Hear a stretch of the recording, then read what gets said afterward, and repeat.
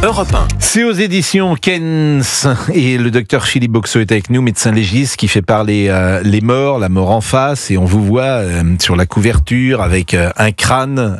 Mais j'adore cette couverture. Oui. D'abord parce que Mais pourquoi il y a un petit chien? Il y a mon petit chien. C'est mon petit chien. Oui. On l'avait pris avec nous pour faire la séance de photos et elle s'est imposée à cet endroit, Elsa, et j'ai pas voulu la chasser. Elsa, elle s'appelle? Moi, je l'ai appelée Elsa. Ah bon, bah écoutez, c'est la journée de Didier Barbelivien parce que c'est également une de ses chansons. C'est vrai. Médecin légiste. Ouais. Bon, c'est pas un hasard.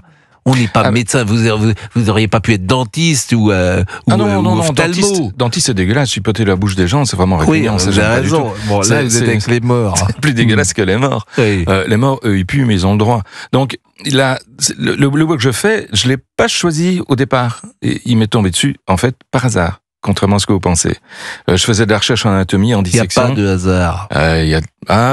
Le hasard et le déterminisme, c'est deux choses très différentes, mais complémentaires, croyez-moi. Il y a une part de déterminisme et une part de hasard dans à peu près tout. Et donc, le déterminisme, c'est je suis en train de faire de la recherche en anatomie, en transplantation de lambeaux myocutanés. Je faisais ça comme étudiant sur des cadavres. Mais on a besoin d'un appareil de radiographie. Et d'appareil de radiographie, en institut d'anatomie, on n'en avait pas, mais il y en avait un en médecine légale. Et voilà le hasard. Je suis allé en médecine légale pour radiographier le morceau de cadavre qu'il me fallait. Et en passant pour aller à l'appareil de radio, je devais traverser la salle d'autopsie.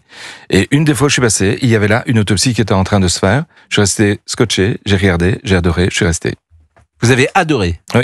Et pourquoi, à votre avis, vous avez adoré? Parce que c'est hyper intéressant d'ouvrir un corps pour aller à la recherche de la cause de son décès. C'est en fait une enquête, vous avez vraiment un esprit d'enquêteur, on va à la recherche de la cause, quelle qu'elle soit, pour tenter d'expliquer la mort de la personne.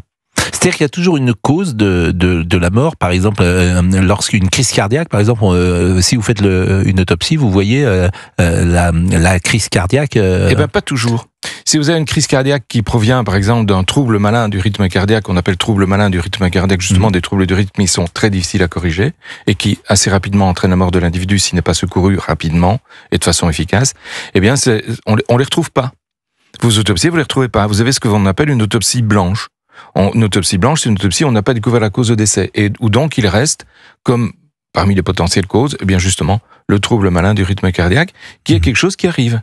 On le sait. Alors évidemment, vous êtes appelé très souvent par des policiers, puisque vous êtes le premier des enquêteurs, vous venez de le dire, et c'est ce que vous racontez dans ce livre. Parfois, il y a même des explications qui vous amusent, parce que les gens mentent manifestement, ils ne disent pas la vérité, et puis ça ne passe pas l'étude scientifique. C'est pour ça que ce livre est rempli d'anecdotes, parce que il y a un rôle policier que vous menez en permanence. J'ai envie de vous dire, c'est l'essentiel souvent de votre activité. Oui, tout à fait. C'est un rôle de policier au sens où je participe à l'enquête, mais de façon mesurée, en fonction du corps, des éléments que j'ai sur le corps. J'interroge pas les gens. Ou rarement. Quand le potentiel auteur est en présence de moi, il arrive avec l'autorisation du juge ou du magistrat que je puisse lui poser une question qui va aider à l'enquête. Ça peut se faire. Mais sinon, je participe pas véritablement à l'enquête. Mais les éléments que le médecin légiste amène sont déterminants, puisque nous allons pouvoir dire qu'il s'agit soit d'une mort naturelle, soit d'un suicide, soit d'un homicide, et que en fonction de la destination de la cause de la mort, évidemment, il y a un auteur ou il y en a pas.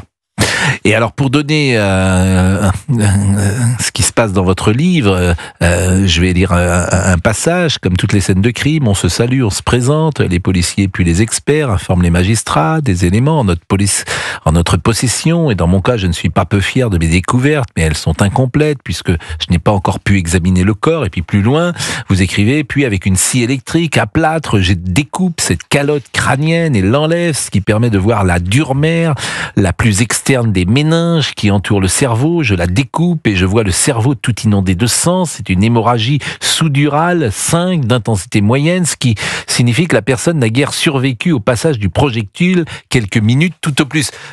Je lis cela pour qu'on comprenne ce qu'est votre travail. Oui, c'est un travail de décryptage. Donc il y a des lésions, il y a des inondations hémorragiques, il y a différentes choses. Et en fonction de leur importance, eh bien, on arrive à leur accorder un mécanisme de décès et à recréer la façon dont la personne est morte. Et c'est super important, évidemment, parce que imaginez que plusieurs personnes aient tiré sur une victime, il faut savoir laquelle de ces personnes a réellement tué la personne. Et dans quelle mesure elle est responsable vraiment du meurtre, s'il n'y a pas une application des deux. Bref, c'est un travail qui est, pour la justice, hyper fondamental, oui. Jusqu'à quel moment on peut encore travailler un corps et avoir des informations après qu'il est dans la terre? Ça dépend ce qu'on cherche. Par exemple, si vous cherchez une trajectoire de projectile intracrânien, tant que le crâne osseux est présent, vous pourrez toujours définir dans quel sens le projectile est passé. Il y a une forme des orifices d'entrée et de sortie qui est telle qu'on ne peut pas confondre, ou en tout cas très difficilement. Maintenant, si on cherche des traces de strangulation, par exemple quelqu'un qui a été étranglé et que la personne est putréfiée, elle est dans son cercueil depuis plusieurs mois, là il y a vraiment peu de chances que vous arriviez à découvrir quelque chose, justement parce que la putréfaction, elle, entraîne la disparition de tous les tissus mous. Donc les tissus mous, c'est tout ce qui n'est pas osseux.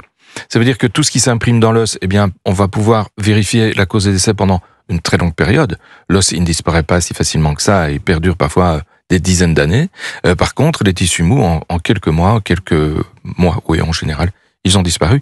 Et donc, une strangulation sera toujours beaucoup difficile à mettre en évidence. Un corps, la putréfaction à l'air, c'est assez rapide, je crois. Oui. En fait, ça dépend un peu des pays. Plus il fait froid, moins ça va vite. Plus il fait chaud, plus ça va vite. Et donc, en France, si vous comparez le nord et le sud, vous allez voir qu'au nord, les corps vont putréfier peut-être un peu moins vite qu'ils ne putréfient au soleil. Là, on parle à l'air. Oui, évidemment, aucun corps n'est à l'air libre lorsqu'il est mort. Ah, le corps, il est très rarement. Allez, imaginez que je vous tue. Oui. Je vais me débarrasser de votre corps. Je vais pas avoir le temps de l'enterrer. Je le tape dans la forêt de Rambouillet. Oui. Il est à l'air libre, hein. Oui, mais c'est pas. Généralement, on passe dans une boîte. Bon.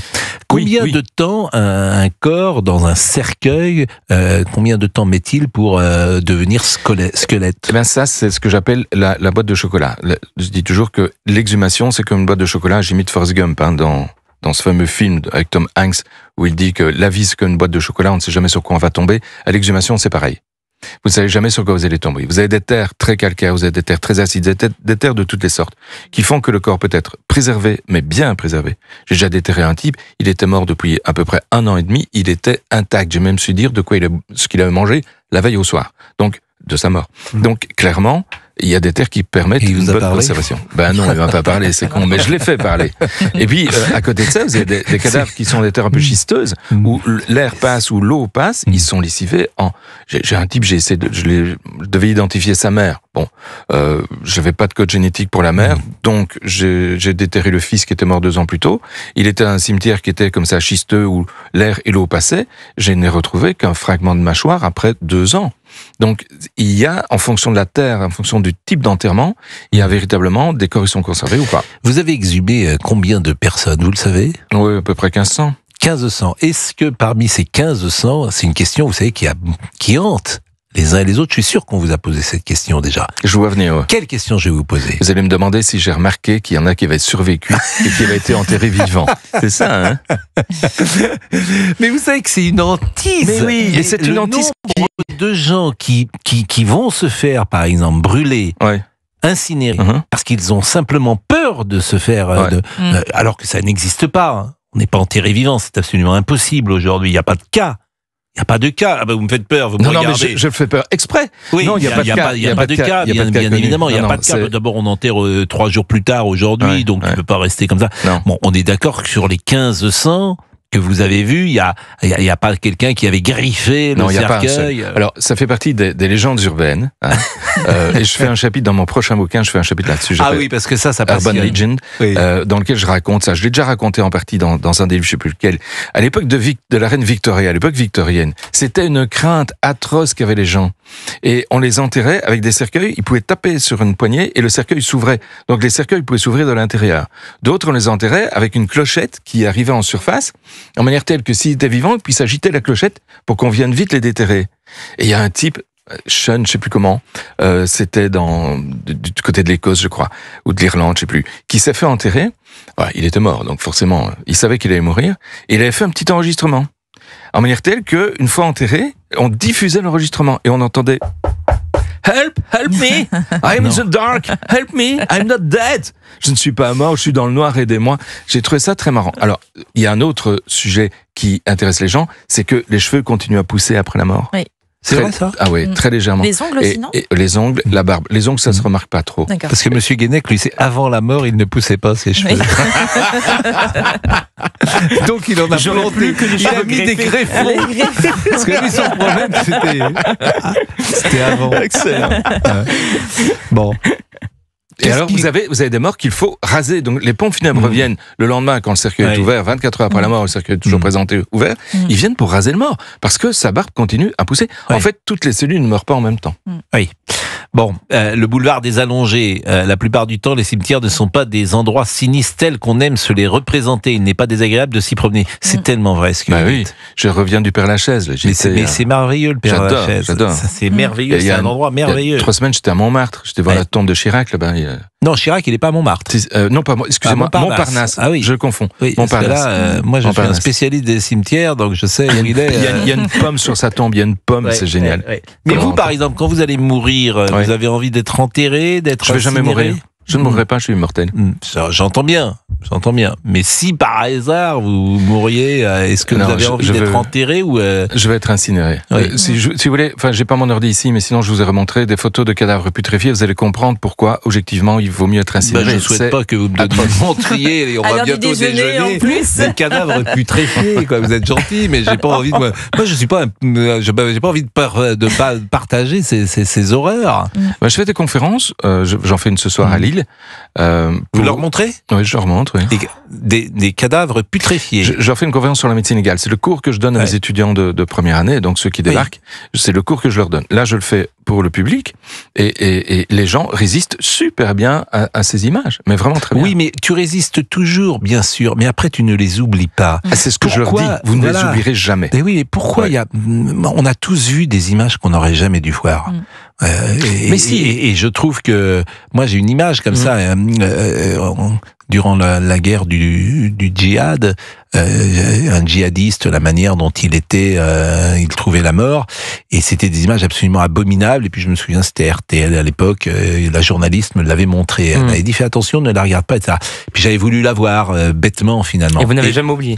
Mais non, parce que c'est des images, elles te hantent après. Alors elles sont présentes, en tout cas comme vous, j'imagine, elles sont présentes. Alors vous, c'est en plus votre vie, donc c'est différent peut-être puisque vous les oubliez. Pas du tout. Voilà, vous les oubliez. Pour moi, c'est de la normalité. Oui. C'est la normalité de l'évolution d'un cadavre en post-mortem. Oui, bien sûr. Ce n'est pas la normalité qui consiste, dans le cas de votre djihadiste, à éventuellement se faire décapiter. Voilà, vous avez complètement raison. C'est assez différent. Vous parlez alors évidemment de Napoléon aussi. Napoléon interdit l'utilisation du hashish, dites-vous, mais surtout Napoléon, comment est-il mort ? Il y a toujours une sorte de suspense, de mystère. Moi, j'y crois pas trop.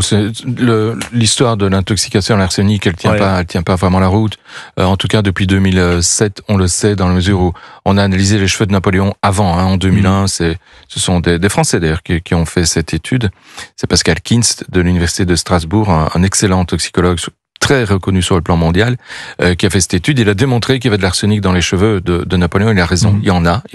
Ça ressemble à une intoxication chronique, il n'y a pas de souci. Mais par contre, quelques années plus tard, on a analysé les cheveux de Marie-Antoinette, du roi de Rome, d'autres cheveux de Napoléon et d'autres personnes d'époque, et on s'est rendu compte que tous contenaient des doses d'arsenic, sans que aujourd'hui, quelque historien ait pu m'expliquer pourquoi tous ces cheveux en avaient.